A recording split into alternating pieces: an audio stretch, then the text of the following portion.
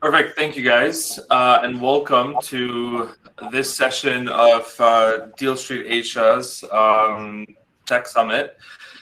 Today, we're talking about the new angel tribe, the rise of the founder investor, potentially something that's really come to bear in the last couple of years, specifically in the last year, and one that we're looking to dive in and explore. So there's been a noticeable surge in founders of mature startups doubling up as angel investors and cashing in on the region's vibrant entrepreneurial ecosystem. In Indonesia specifically, Southeast Asia's largest market, founders are backing their own tribe to give back to the ecosystem and to potentially even capitalize on this massive growth opportunity that the region presents. Indonesia is also attracting angel investments from Indian founders who are seeking opportunities in Southeast Asia based on their learnings back home. The reasons are not too far to seek, between the internet economy and a couple of other reasons. We're expected to get to about $300 billion in the region in terms of size, according to Google-Temasek-Bain. This session specifically will explore how active angel investors straddle both roles, founder and investor, effectively. We'll ask panelists questions around what drive them to make angel investments, and I'm sure the answers will be somewhere between financial returns, bragging rights, or a fostering of the region's ecosystem, or maybe all of the above. I'd love to introduce our panelists and have them introduce themselves quickly, but just as a heads up, on the panel today, we've got three superpowers of the Southeast Asian ecosystem. So the first one's Edward, co-founder of Kopi, Kenangan, who's injected capital in as many as 6 startups, including the likes of Tirtanata, AutoClicks, Clinic Pintar, Kukas. You got Darius Cheung, co-founder at 99.co, who's made over 10 investments and scored over 3 exits, and I'm going to definitely unpack some of that. And you've also got Weihan Liew, serial technology entrepreneur in Southeast Asia, having founded, invested, and exited a couple of companies in the media and gaming space. And before joining GGV, Weihan started an Indonesian mobile news app. He's also founder of Main Games, the largest management platform for gaming live streamers in Indonesia.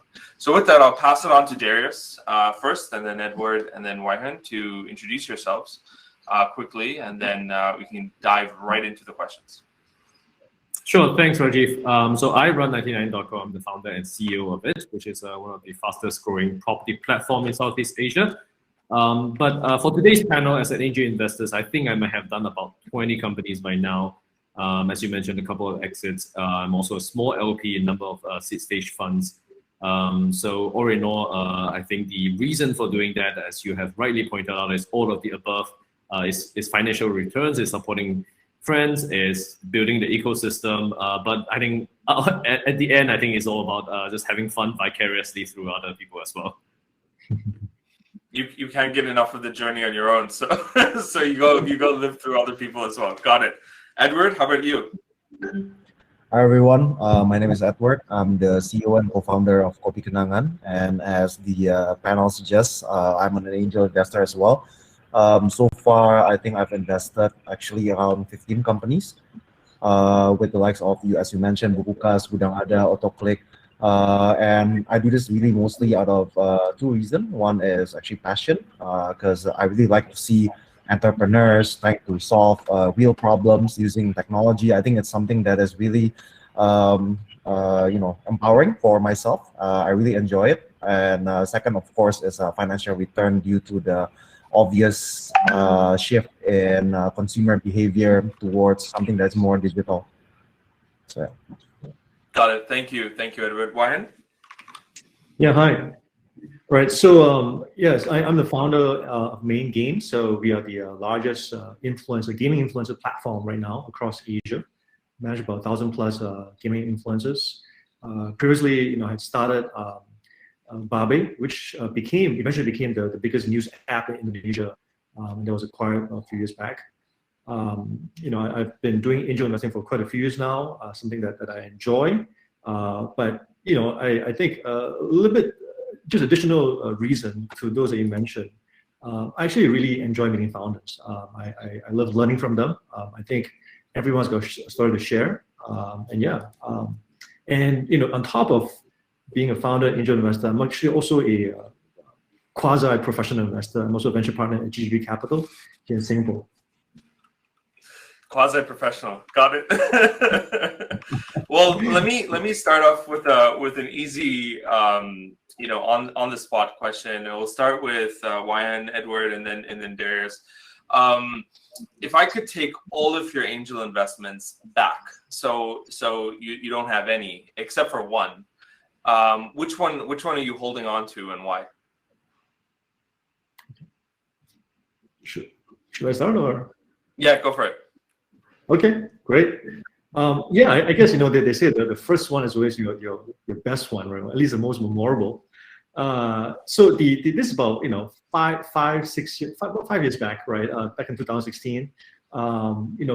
This random kid actually, right, out of Colombia, he messages me on LinkedIn and says, "Hey, saw that you're doing Babe, media app, right? Love to learn, and so just ping me for coffee." Right. So after we met at Starbucks in Jakarta, and after about 3 hours of talking, I was really, really impressed by this young kid. And I out of the blue, I said, what, I offer you $50,000, right? Back before the central bank printed a lot of money, that actually was a bit more. That company went on to do I would say a pretty cool media portal, but I think over the years they realized that that is also a very, very tough business, right, in Indonesia, and they pivoted to what is now actually one of the leading the top social commerce companies in Indonesia called Super, actually, right. I at the point in time, I don't think either the founder or myself knew what social commerce was. But yeah, sometimes this is the kind of like the fun part about doing angel investing, is that that's a great story. Get to meet a lot of very, very interesting people, and they go on to do some pretty cool stuff. That's a great story. Edward, how about you? If I could take all your investments back except for one, which one are you keeping? I think you started with the hardest question. I would actually pick this first investment that I made in a beauty startup. Reason being is because essentially, if you are an investor, you want to make financial return not just from valuation increase, but then maybe from dividend as well, right? It's a little bit unheard of nowadays, dividend. But this beauty startup that I invested What's in. What's a dividend? So I think this beauty startup has a 90% cash margin, 20% net income, and growing at double-digit percentage month on month, and it's all because of the founder's grit, right? So it's something that really humbling, in my opinion, to learn more from that founder, and that's the one that I'll keep, the one that eventually is that I can see profitable in the long run, right? Because at the end of the day, whether you are an angel investor, VC, or PE, you want profitability, right? So that's the one that I'll definitely keep. Got it. Cool. Darius, you? Yeah, I'm going to start right off the bat to dodge your question. So angel investing is like adopting a child, right? Like being the godfather, godbrother for companies. I think you can objectively measure which startup has the best financial return, which one has the most passionate founders, which one has the most resilient founder, or the most fascinating intellectual pursuit. But it's just really hard to pick one. So unfortunately, I'm not going to. Got it. Okay. None of your exits meet the bar?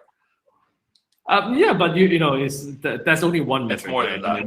Yeah, it's more than that. As an individual, as a fund, you can easily pick financial return because that's your obligation to your LPs. But as an individual, there's so many vectors we are thinking about this that I think it's really hard to pick one. Got it. Cool. Well, let's stay with you for this next question. So we're going to go into three parts of the theme here. So we're going to talk about a little bit about the when you started, how you started, sort of what was compelling. Then we're going to go into the what, and then the why.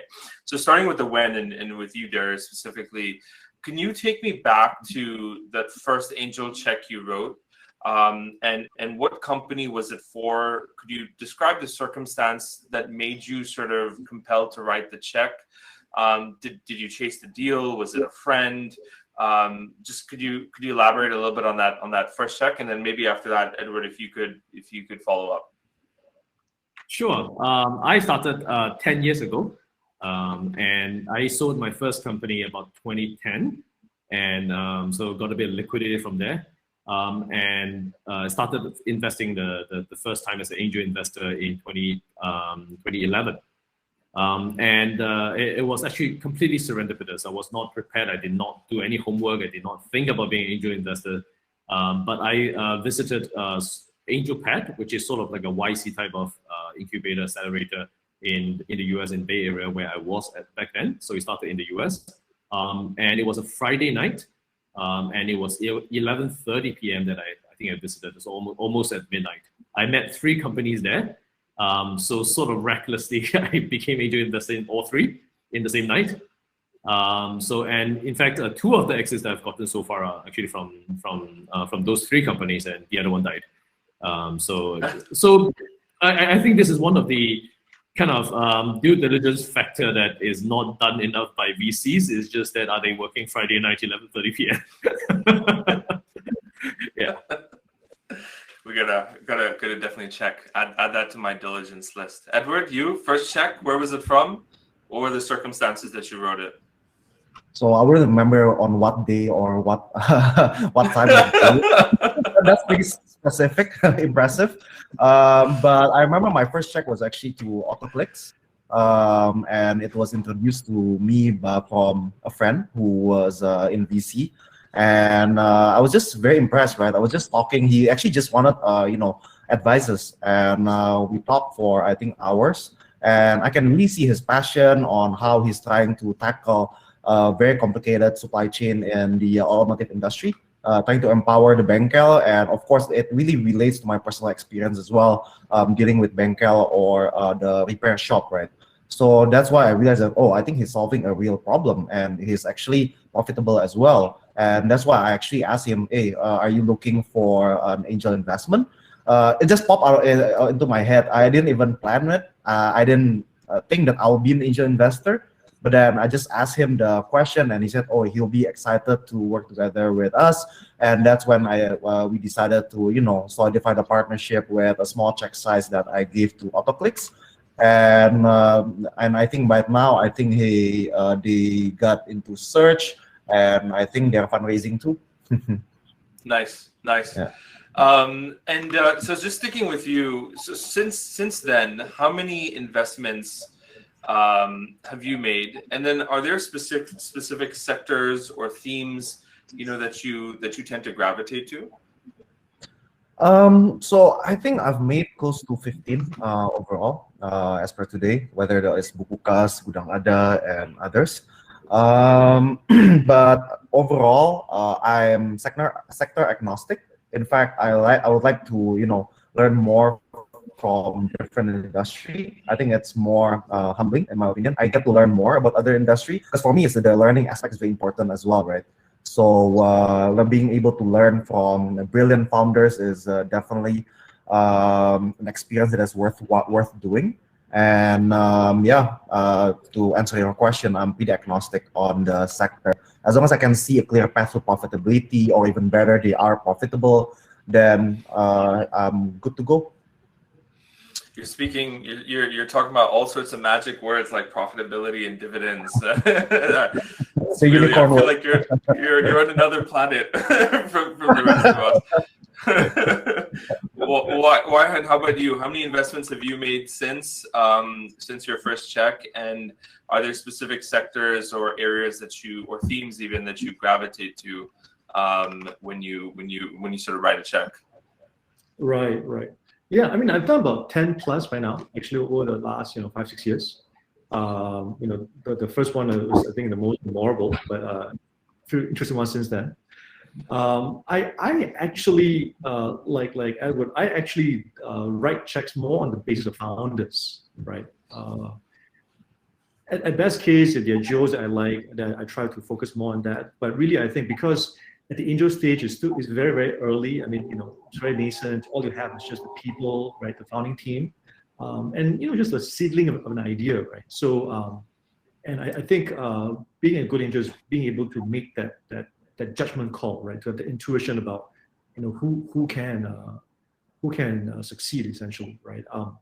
In fact, I don't actually I don't try to optimize for sectors that I know well because in a way I feel like that's also it can be a hindrance actually, right?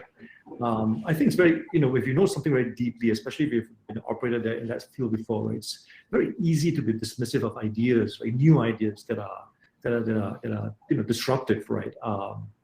And I think in the business that we are in, I think it's a bit dangerous to be dismissive, right? So I mean, let's just take say news and media, a space that I know really well, right? I mean, if you rewind back, say, 20 years, right? If you ask anyone in say the news media business, they might look at something like, back then, Pathfinder, or even like a Yahoo, right? It's like a glorified, portal, whatever, right?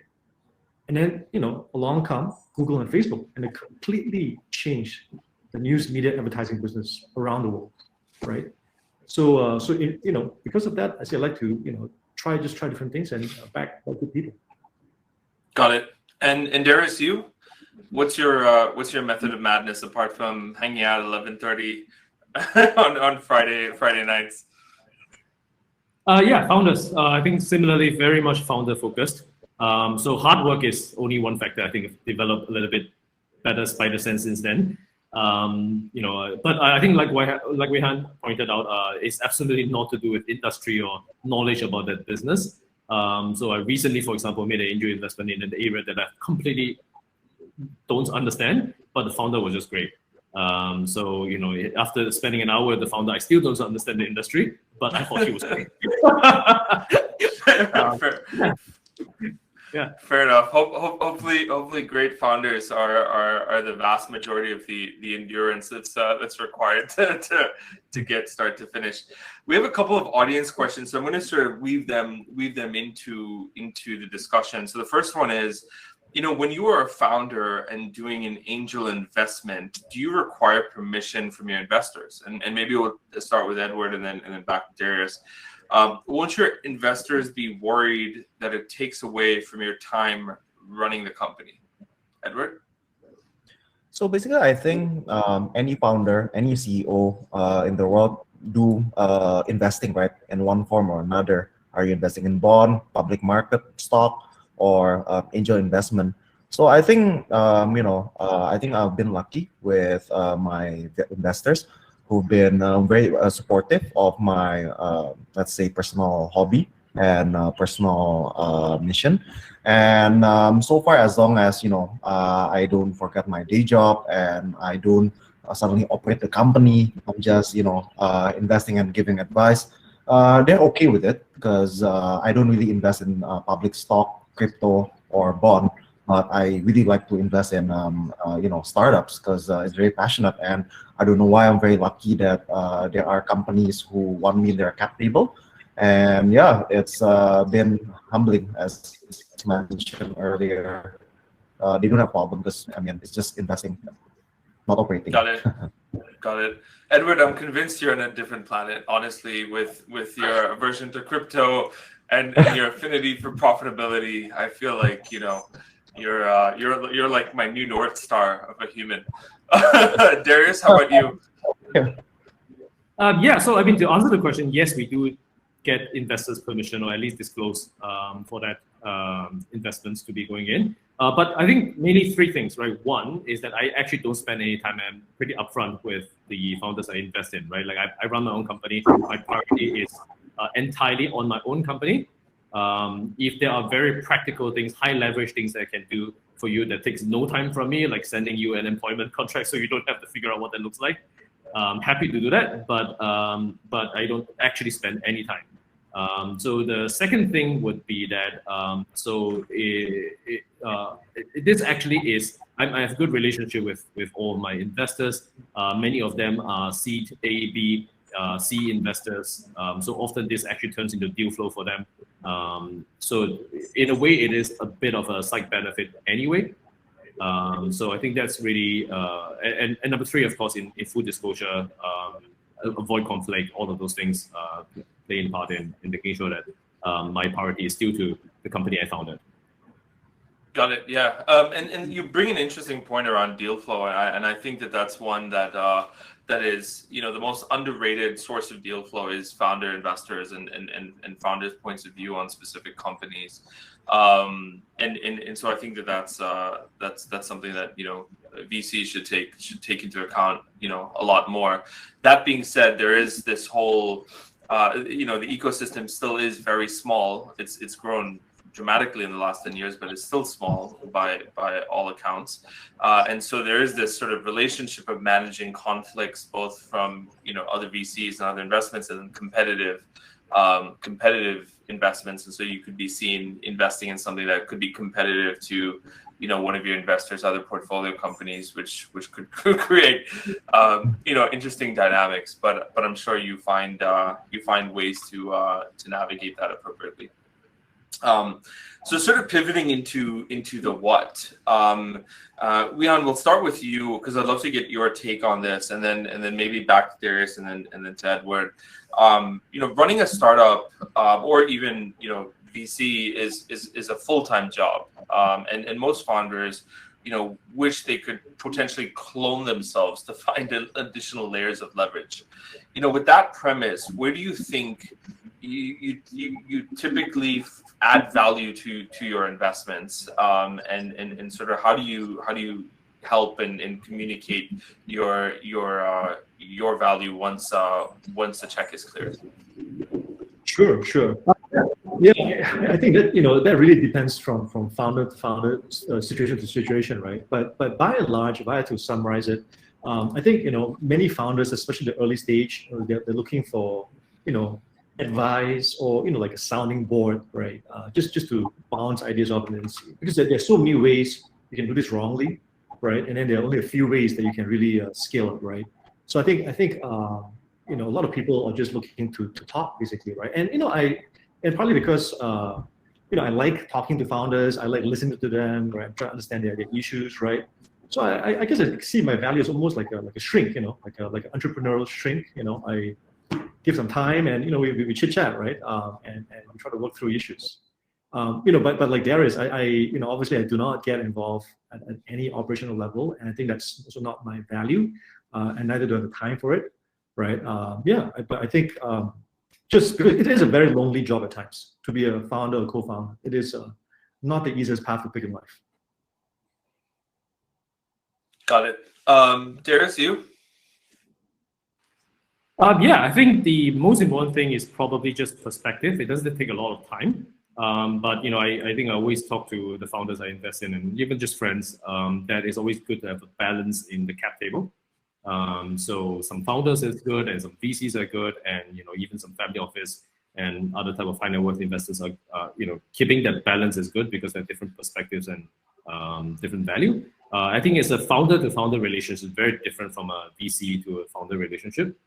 You know, a lot of times it doesn't take too much time, but just one conversation about how to handle VCs or racing around, and how to negotiate on terms, and how to handle internal HR issues and stuff like that is where it's most value adding. It's often on a need to basis. There's a quote I really like from Picasso, and that is when art critics get together, they talk about style and content and meaning, and where artists come together, we talk about where to find the best and cheapest turpentine, right? I think that really represents the sort of founder mentality, very pragmatic, and here's the problem we need to solve today, kind of conversation. Yeah. Got it. Edward, you?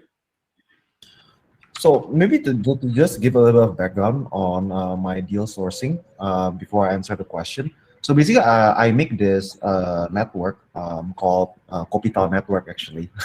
And in there, actually, I combine all sort of tech executives, not just tech executives, actually, BCG partner, you know, IB investment director.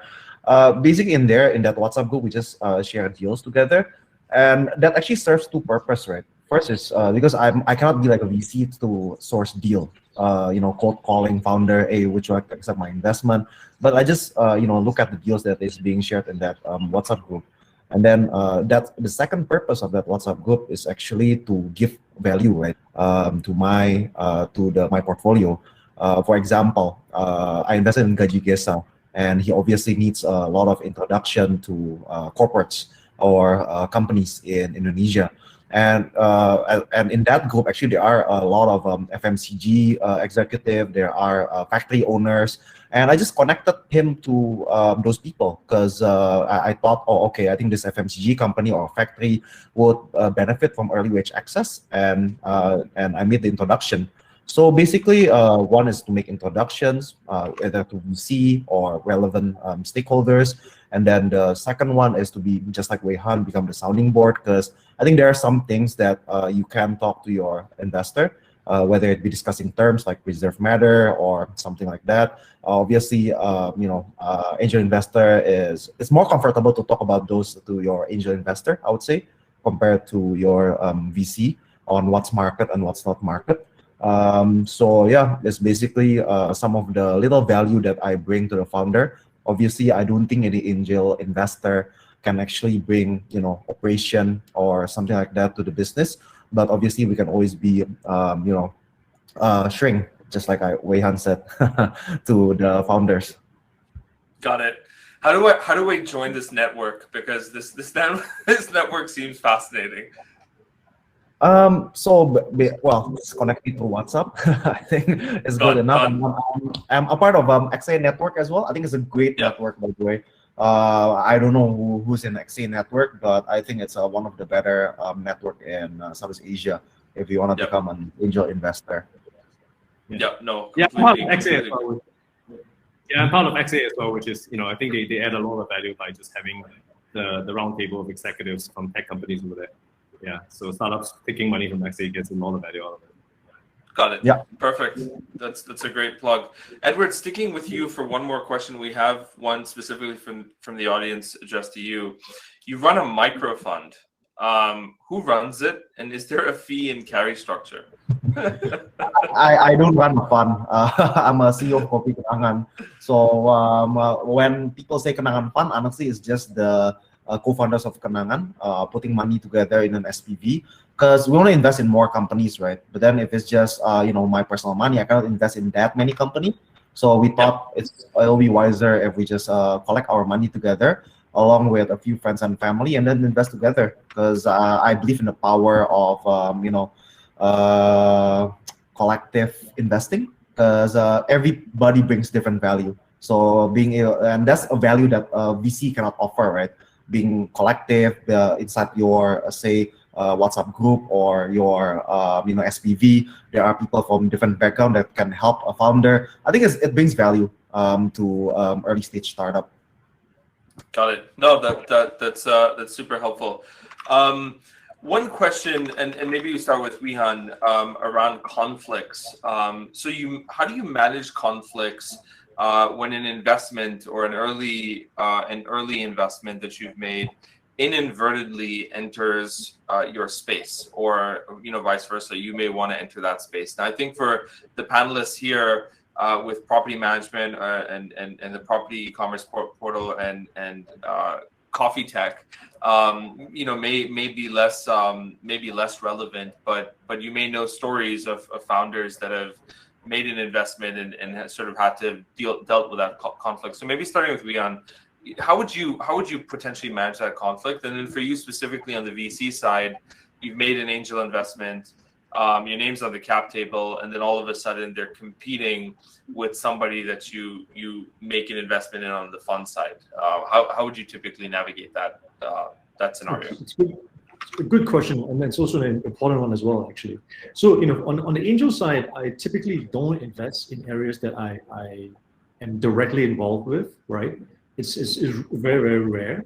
But I think in the event that an angel does that, right, I would highly recommend I guess using Darius' words, full disclosure as well as transparency, right, for this matter, right? because I think that the respect for the rules of the game, I think, is actually very, very important as an angel, right? Because it's a very small community, and reputation matters a lot, right? In this community. So I think if it's transparent, if there's any conflict, right, we disclose it, and then to not make any decisions that would put anyone in a difficult position, right? Or if you absolutely have to, then I think you have to dispose of that position as well, right? That's helpful. But I guess just to your question, Rajive, right? When you're in GV Capital, right, we all we can do some angel investments, obviously, right? But if there's any conflict, or if the company does well, then we will all will transfer the investment over to the fund as well, right, to minimize any conflict. So I think it's a very, very important issue. Got it. Darius, you, how would you manage conflict like that? Yeah, it's a great question. So I'll first give 2 examples. I think one type of conflict is I recently invested in a company called Rocket Academy. It's a coding school for career switchers. And there's a conflict because we were already customers before they were an investment opportunity. And I mean, so clearly there could be a potential conflict in terms of are we sending more business that way because I'm personally invested. And I think my view of that is, well, the problem of us hiring tech talent is very clear. All our shareholders, board members know that that's one of the main challenges that we face. And being invested in this actually give us access, give us, maybe even first drafts, hopefully, of the talent coming out of the coding school. So that actually helps the company rather than is a problem.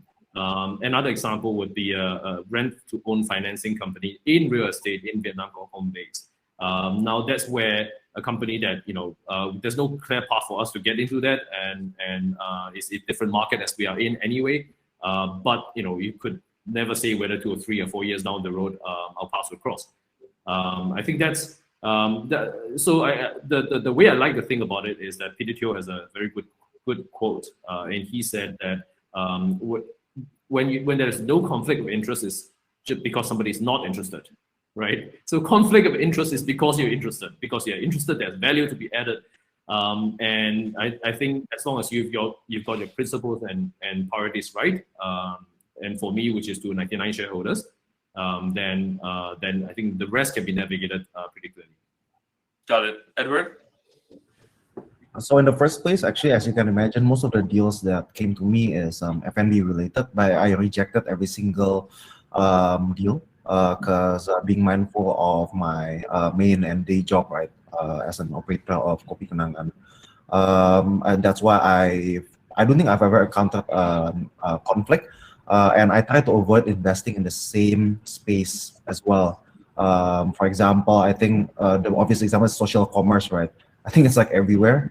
Every Jack, Joe, and Sally try to make a social commerce company inspired by Pinduoduo. But then I only invested in one, even though there are quite a bit of deals that came onto our network. So that's why just in the first place, as long as you try to avoid those conflicts, I don't think it would be a challenge for you, down the road. Got it. So just staying highly disciplined around the governance around what you'd invest in. Mm-hmm. So sticking with you, Edward, what makes a founder's intuition so different from an institutional investor, a VC? And what can you see that typical VC can't? Well, in the first place, I don't think I can see more than what a VC can see. I mean, like Weihan here is a proven investor. I'm not, right? So, in the first place, I don't think there's anything that I can see better than other VC. But if there's anything, most probably because I've operated a startup before, so I can relate to their challenges and pain. And by that, as mentioned in the previous question, right, I can be a better shrink, right? Because if you've never been there, then it's very hard for you to become a good shrink. But then if you've been there, then obviously you understand the challenges, right? Maybe that's the only good thing about myself compared to your typical VC, in which they are the obvious proven professional, unlike myself. Yeah. Could not agree more. Darius? Back to the same point, first of all. So one of my best investment, financially speaking, is Carousel, which just recently became a unicorn. And the reason I get access to the deal and could see it coming and could invest ahead of most investors was that I was sharing an office with them. Right?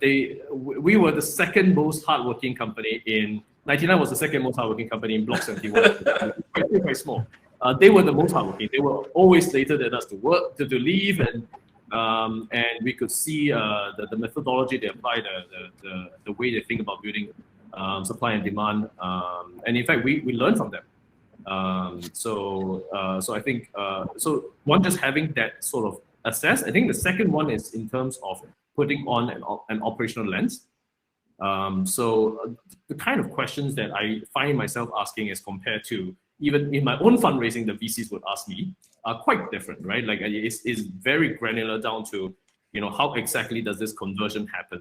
Like what is the user flow, right? Which is not the kind of questions that many VCs would ask.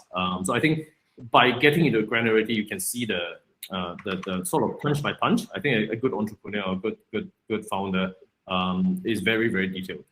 I think that probably is a different lens. I think the VC lens has certainly have a different perspective that many of us angels don't, right? We don't think IRR, we don't think time scale as much as many VCs do. But it's a different lens. Yeah. Got it. Cool. And Weihan, you? Yeah. I mean, I agree with Darius and Edward as well. I mean, the it's like almost like two sides of the same coin, right? There's the heads or tails, whatever you want, the VC lens, the entrepreneur lens, right? But I guess for today's session, I want to talk maybe a bit more about having this founder lens on, right? So I think as a founder, I think we can better appreciate how hard the road actually is, right? And it is a very, very hard road for most companies, right? You can do all the analysis that you want about like the team, the market, the competition, or whatever, right? But I think it is another thing, if as a founder you've gone through things like, let's just say, your accountant, absconds with, few $100,000, you're down to your last 15, 20 days of cash, right? You're just trying to throw random ideas against the wall, right, to find product market fit, or sometimes when when the people they've been recruited from a young age or trained them for many years, and then they join competitors, right? So that kind of stuff, right? Founders have to deal with on a daily basis, right?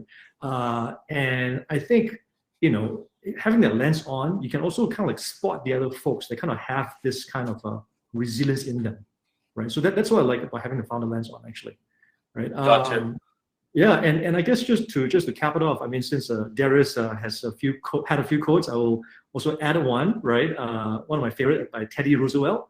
Right, he said that sometimes you just gotta be the man in the arena, right? The guy that has like the blood, his face is marred by dust or sweat and blood, right? He's just trying, making a lot of mistakes. He comes up short again and again, right? So it's having that lens on when you make those investment decisions. I think that's great. That's a fantastic quote. I may use that on Twitter right after this. India has several founders who are super angels. For example, Cred CEO founder Kunal Shah has made over 200 angel investments, and 50 were done this year alone, of check sizes anywhere between 10K and 50K. When will we see a super angel in Southeast Asia? And why don't we have more founders doing this in Southeast Asia now? So Edward, maybe start with you, and then Darius, you can go next. Are you going to be Southeast Asia's super angel? Well, in the first place, I don't know whether I can make 50 investment in a year based on my financial and my time bandwidth. But 2-minute WhatsApp deals. What's up, Bill? Well, so basically, but I think there will be super angels later on in Southeast Asia. We've seen a lot of them. For example, Tony and Alap from XA Network. I think they are becoming more and more turning more and more into a super angel. And but I don't really see myself investing that much. I'm a little bit more picky, I would say, because I do want to spend time to talk with them and stuff. I don't think I can talk to 50 founders in a year. That is, I cannot imagine it. And then I would say, but then right now, the signs are pointing towards that the ecosystem is maturing through some of the programs that are available in the market, right? Whether it be XA Network, whether it be AWS Super Angel Network. There are more and more of this network, because obviously I think as an angel investor, you really need to depend on networks, right? And because you cannot really just go around and cold calling people to LinkedIn to get deals, right? So I think we'll see more of this network, and obviously the ecosystem I think will mature further down the road. Got it. Darius, we have 10 seconds. Your hot take. 2 to 3 years. Many factors. 2 to 3 years. 2 to 3 years. Got it. Guys, thank you so much for the time today, and I really appreciate joining the session. Thank you.